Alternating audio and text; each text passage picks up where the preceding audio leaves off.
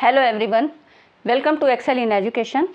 Friends, आज के इस वीडियो सेशन में हम लोग बात करेंगे जीएस का जो पार्ट आपका होता है किन परीक्षाओं के लिए, असिस्टेंट प्रोफेसर की परीक्षा हो या जीआईसी की हो या जीडीसी की हो, वहाँ पर आपका सामान्य अध्ययन जनरल स्टडीज़ का एक पेपर आता है।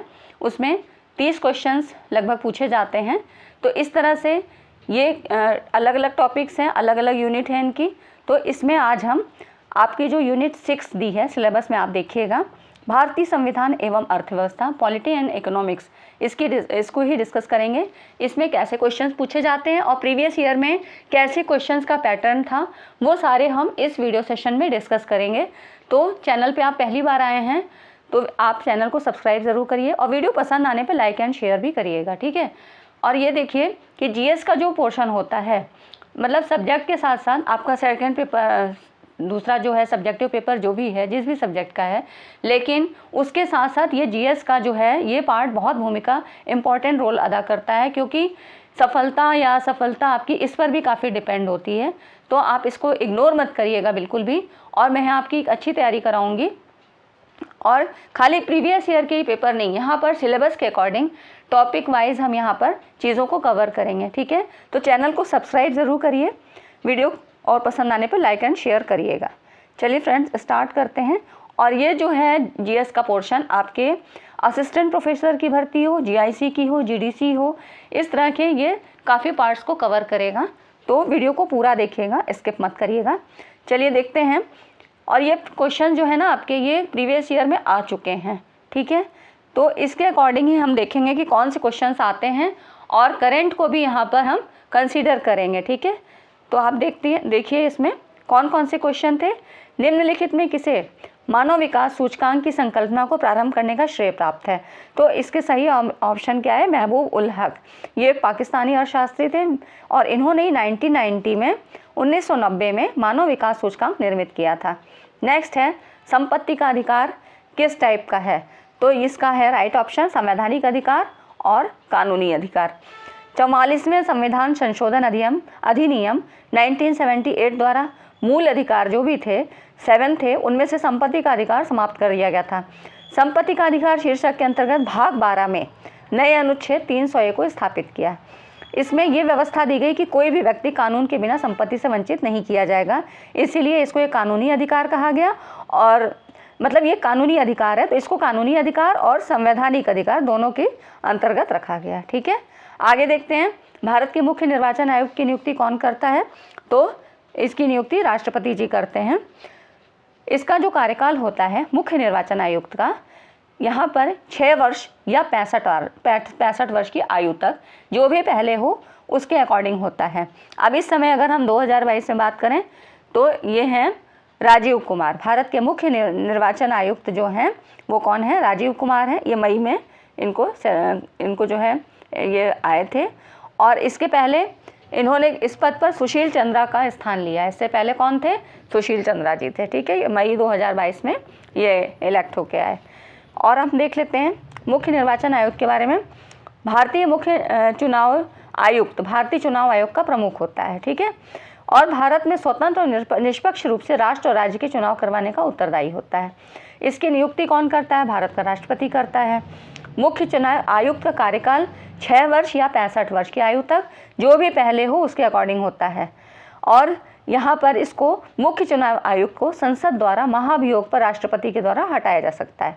सबसे पहले कौन थे? जो सबसे पहले अगर पूछा जाए तो वो सुकुमार सेन थे। इनका कार्यकाल था 21 मार्च 1950 से 1958 तक ये थे पद पे अपने, ठीक है। आगे देखते हैं, 2011 की जनगणना के अनुसार उत्तर प्रदेश के निम्नलिखित जनपदों में किसमें महिला साक्षरता दर सर्वाधिक है? तो ये किसमें थी? कानपुर में, ठीक है। तो यहाँ पर ये देखिए सबका क्रम दिया हुआ है। कानपुर नगर में सबसे ज़्यादा थी, उसके बाद सेकंड नंबर पे लखनऊ है। टॉप 5 का यहाँ पे दिया है। आगे देखते हैं, भारत की संसद में शामिल हैं। तो ये सारे ही ऑप्शन, ये सारे ही हैं। कौन कौन होता है? भारत की संसद के 3 अंग होते हैं, भारत का राष्ट्रपति, लोकसभा और राज्यसभा, ठीक है। तो ये हो गया आपका भारत की संसद की बात। बाकी हम इनको पॉइंट वाइज हम पूरा डिस्कस करेंगे इसी वीडियो में आगे जो आएगी आपकी वीडियो। तो चैनल पे बने रहिएगा, सब्सक्राइब ज़रूर कर लीजिए।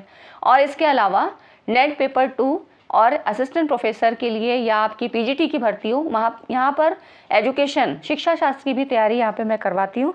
तो आप लोग जो एजुकेशन के हों वो भी यहाँ पर देख सकते हैं, देख लीजिएगा, प्लेलिस्ट में सारी वीडियोज़ हैं, आप देख सकते हैं। ठीक है, आगे देखते हैं।